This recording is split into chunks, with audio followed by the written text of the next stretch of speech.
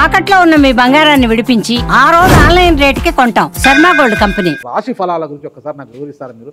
మొట్టమొదటి ఏ రాశి గురించి చెప్తారు? తప్పకుండా. ఇప్పుడు ఇది మనకు వచ్చేది 2025 ఆంగ్ల సంవత్సరాది.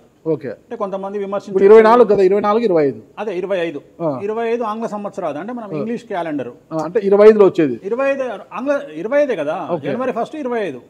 జనరల్ గా మనము అంటే మరి మీరు ఉగాది నుండి ఎందుకు చెప్పట్లేదు అంటే చాలా మంది ఉగాది వరకు కూడా ఆగట్లేదు, జనవరి 1 కూడా ఆగట్లేదు, డిసెంబర్ నుండి నవంబర్ నుండి అడుగుతా ఉన్నారు అందరూ.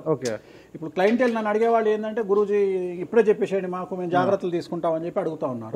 సో అందుకనే 2025 సంవత్సరం ఆంగ్ల సంవత్సరాది అంటే జనవరి 1 నుండి ఎలా ఉండబోతుంది అనేది మనం ఒకసారి చూసుకుంటే, అన్నిటికంటే ముఖ్యంగా ఈ వచ్చేటువంటి సంవత్సరం పేరు శ్రీ విశ్వావసునామ సంవత్సరము. విశ్వావసునామ సంవత్సరము. సో రాబోయేటువంటి ఎందుకు గురుగారు అది వస్తుంది పేరు 60 సంవత్సరాల్లో ప్రతి సంవత్సరం ఒక్కొక్క పేరు వస్తుంటది. పేరుతో ఏం స్పెషాలిటీ లేదు. క్రోధినామ సంవత్సరం అనే నెగిటివ్ అట్లా ఏం లేదు.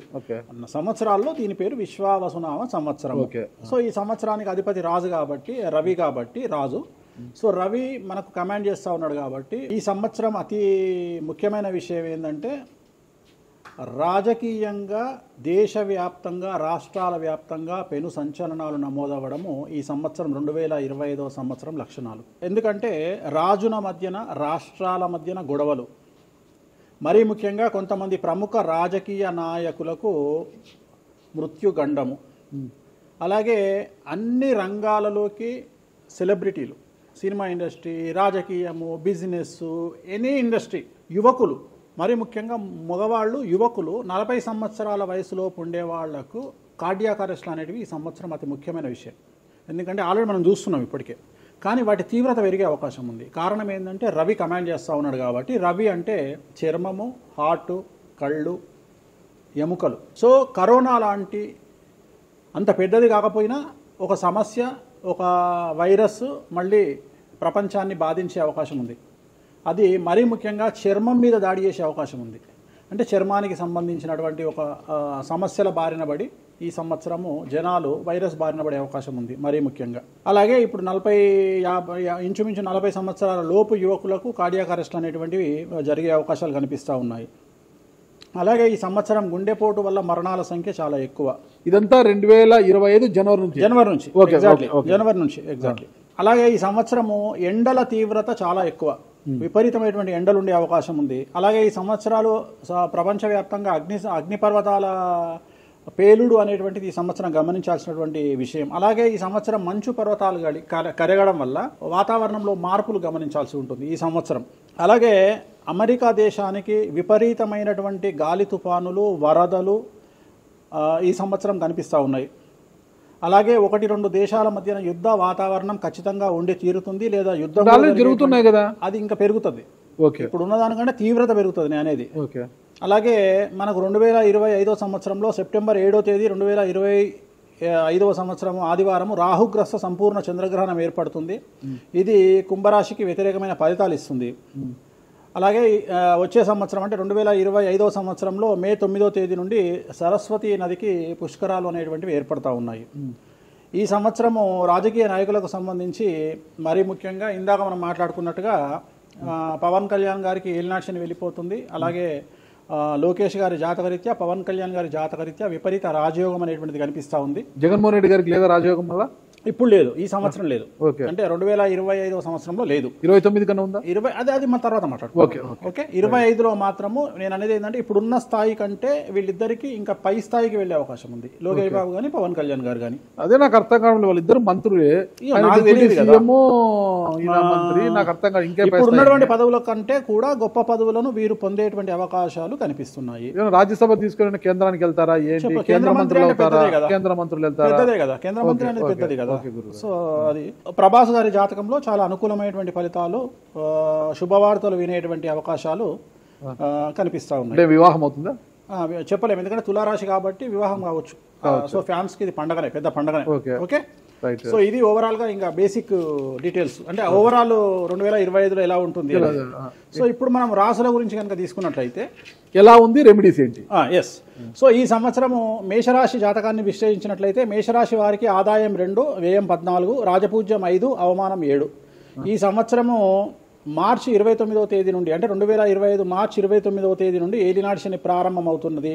ఎవరైతే 24 సంవత్సరాలు నిండి ఉంటారో అబ్బాయి కానీ అమ్మాయి కానీ వాళ్ళ జీవితంలో పెను మార్పులు సంభవిస్తాయి.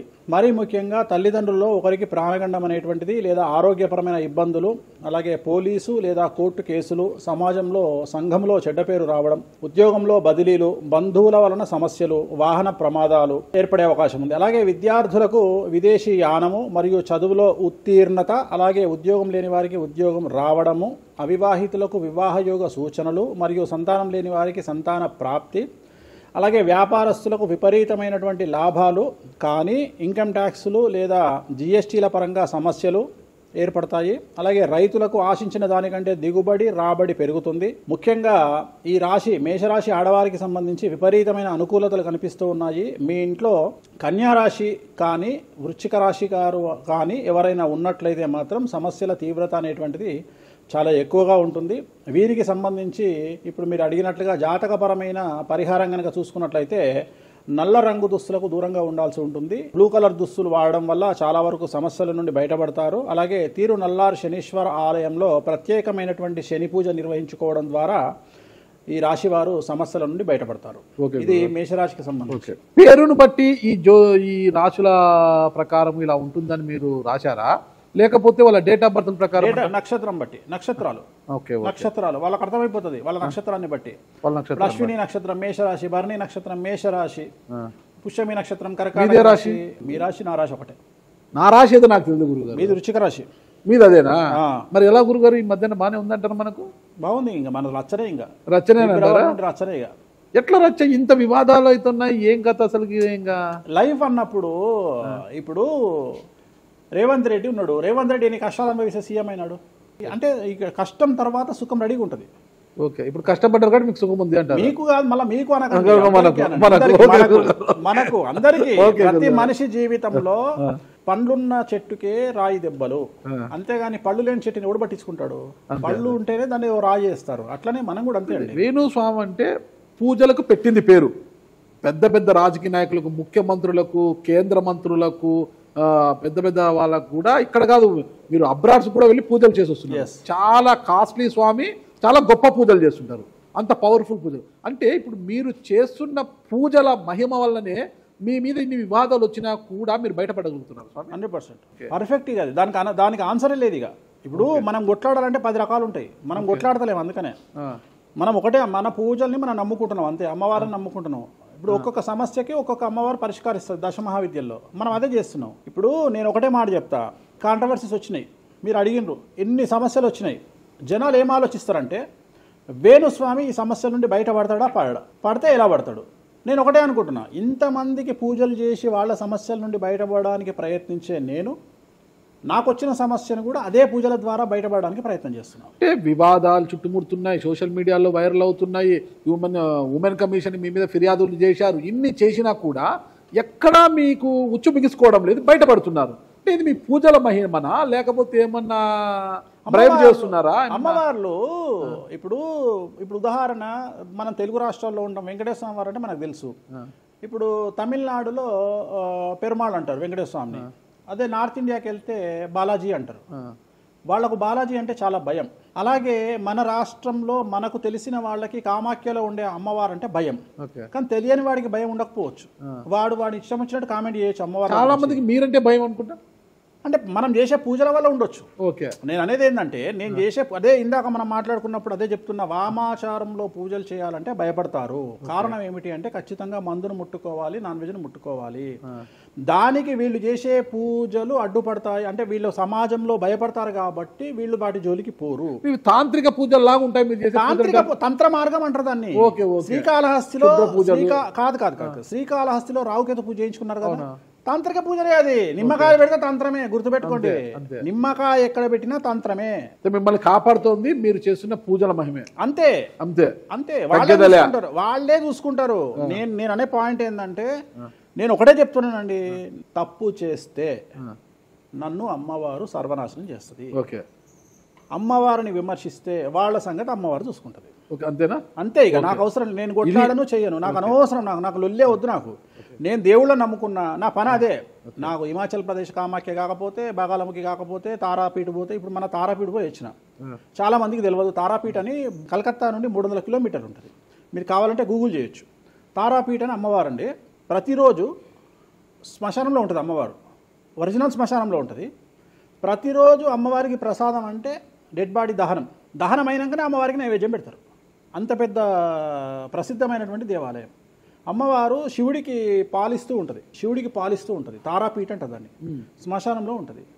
ఆమె జనరల్గా ఎవరైనా సరే ఎందుకు పూజ చేస్తారాగనంటే, జీవితంలో మనం వెళ్తూ ఉన్న సందర్భంలో సడన్గా స్టక్ అయినామనుకోండి, బౌన్స్ బ్యాక్ అవ్వడానికి పనిచేస్తుంది. అంటే ఉదాహరణ, ఒక ముఖ్యమంత్రి స్థాయి వ్యక్తి ఓడిపోయినప్పుడు, ఒక మంత్రి పోయినప్పుడు, ఒక ఐఏఎస్ సడన్గా తన జాబ్లో డిస్టర్బెన్స్ వచ్చినప్పుడు, ఐపీఎస్ డిస్టర్బెన్స్ వచ్చినప్పుడు ఈ పూజ కనుక అమ్మవారిని దర్శించుకుంటే ఒక్కసారి మళ్ళీ వాళ్ళు బౌన్స్ బ్యాక్ అవుతారు.